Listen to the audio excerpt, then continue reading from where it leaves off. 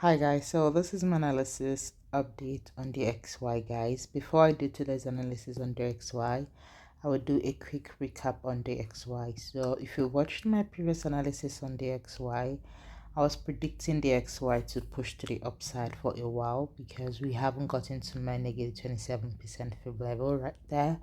I think it was around this area right here, and I said there's a possibility for it to actually it's my negative 27% fib level. And if you've been watching my analysis, you know my negative 27% fib level is a reversal zone or area for me, right? So I said if we actually get to negative 27% fib level, then there's a possibility it's gonna reverse. Then when it does reverse, then my target for the reverse will be 104.141. Yeah, that was my target, but as we can see that the market did not actually push out to its negative 27% level. We just started giving us this kind of head and shoulder pattern right here. So this can be called like head and shoulder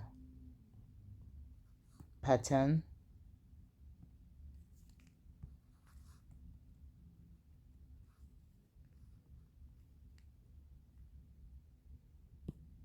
As you can see, something like that. Then it continued to tank to the downside. It hit my TP area right here, but decided to push to the upside. So I didn't really do much on DXY to be honest because the way it was reacting.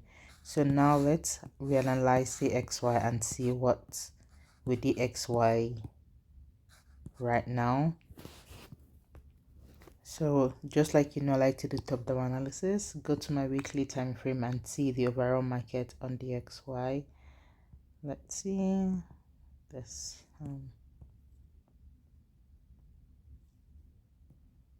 So we can see on the XY right now that we this beautiful bull candlestick right here, but let's don't forget that we are currently around a sensitive trend line as well. We can see that based on the prior price action, we've rejected around this trend line quite a number of times, and we're currently around that area right there. Yes, I see a buy to be honest, based on the fact that this candlestick right here, but like I said, it might just be giving us a fake out just for people to actually um risk their money and need to take them out. So overall, I think we might buy and we might sell based on how the market is. But because we are an intraday trader, right, we know that we can all, even if the market overall is a buy or a sell, we can always take a few trades in between based on the type of trade that we have. So as you can see, this is the daily time frame right here, and I'm still predicting it to at least sort of hit my negative 27% fib level. We can see that on this daily time frame it's a little bit more clearer. We have this engulfing candle closes above this trend line right here. It's coming down to retest. It's coming down to retest the zone. We can see this is where we have this break of structure right here. It's coming down here to retest that zone. So I'm predicting some sort of like a push to the upside. So at least my negative 27% level, as you know, that is my TP1 most of the time. So I'm still predicting a buy on the XY to at least push to that level right there.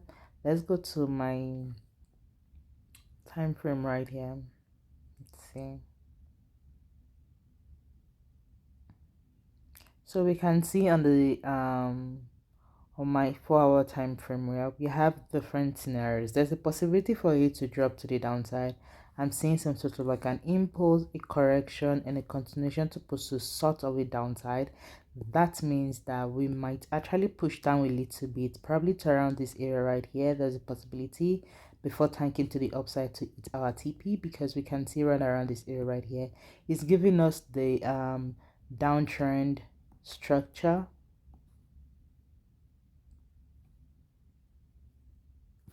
And what that means is that we can see it's giving us the lower high run around this area right here. If you go to more smaller time frame, this would be like an M pattern in much smaller time frame. So certainly I see a possibility of it dropping to the downside before pushing to the upside. That's a possibility.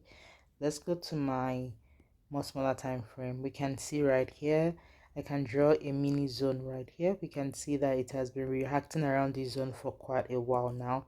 So certainly, like I said, I see a possibility of it dropping to the downside, we might do that before pushing to the upside.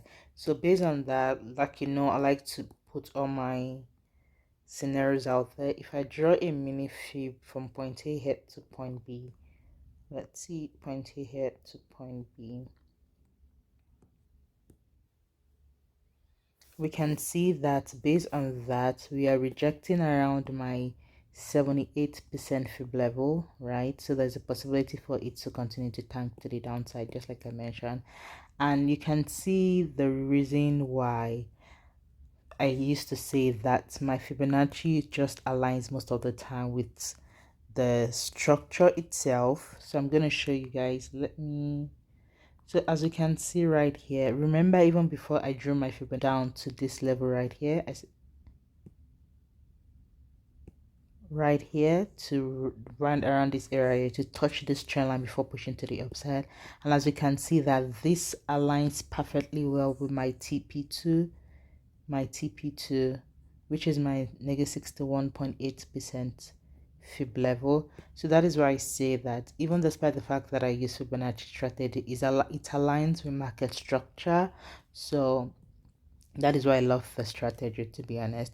So as we can see right here, that my first TP, if you're pushing to the downside, just like if you've been watching my analysis, my first TP is my negative 27% fib level, which is 103.886. Then my second TP will certainly be my negative 61.8% fib level, which is 103.719 or 720. Yeah, whatever, it aligns that well. So that is my current now on gold. I'm sorry, on the XY if you're pushing to the downside. So let me just annotate it. Let's just put from here to here my first TP right here. Then if you still see momentum, then if you still see momentum of sell, then I'll write it to my second TP, just like I used to say. My first TP area is a reversal area, so there's a possibility when it gets there might be some sort of like a reversal. But when we get to my TP1 area and I still see momentum of sell, then certainly I'm going to write it to my second TP. And so that will be 720. Run that up. So that's my TP for a sale right there. So just like I mentioned, that we might actually get to this trend line right here to give us a possible touch around that trend line.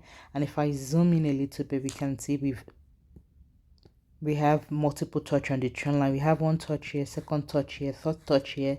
There's a possibility for it to come down here to give us fourth touch before pushing to the upside to get to my negative 27% fib level. That's a possibility. Or we might just break this trend line already and start tanking to the downside, because just like we know, we don't predict the market, we react to the market.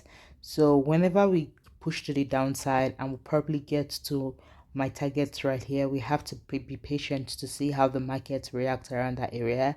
Then if you still see momentum of if you see momentum of buy around that area, weak rejections and reversal patterns, then there's a possibility for it to rise to the upside. But don't let us predict way too much to the future. Let's take it one step at a time. So based on the fact that overall I'm still predicting a buy, so there's still a possibility for it to actually buy, to be honest. So based on that, what I'm going to do is based on that, I'm going to provide us to push to the upside. For us to actually continue to push to the upside, right, it will be safer for us to at least see it's breaking this previous structure right here, because this previous structure is giving us the lower high. So for us to actually buy, right, we have to break this structure right here to have break of structure. A possible retest to give us the higher low, then we might write it up to my negative 27% fib level. So for us to buy, you have to be patient for the market to break this previous and go and push to the upside for our first TP area, which is my negative 27% fib level. Let's put a price tag right there, which is 6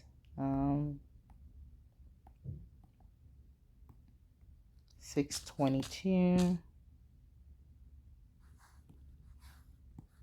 And like I said, if we continue to see momentum of a buy around that area, then certainly my next CP is my negative 61.8% fib level, which is round around that area. Let's put a tag right here too, which is around that area right here.